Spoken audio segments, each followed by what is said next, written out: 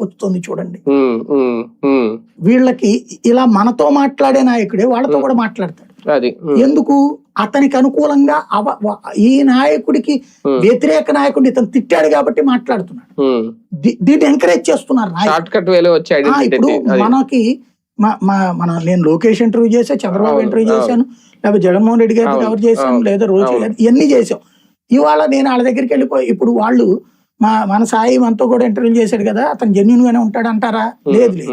వీళ్ళకి అనుకూలంగా లేకపోతే అవతల వాళ్ళకి కంట పెట్టేస్తారు. పవన్ కళ్యాణ్ గారి ఇంటర్వ్యూ కూడా చేశారు.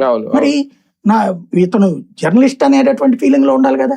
లేదు, ఇతను ఆ వార్తలో జగన్ కి పాజిటివ్ గా చెప్పాడు కాబట్టి నాకు వ్యతిరేకమేమో, ఈ వార్తలో పవన్ కి అనుకూలంగా చెప్పాడు సాయి కాబట్టి నాకు వ్యతిరేకం వీళ్ళు అనుకుంటే మనం ఏం చేయాలి? ఇప్పుడు చివరికి మనం జర్నలిస్టులు అని చెప్పుకోవాలని వీళ్ళందరూ చివరికి ఎట్లయిపోయింది?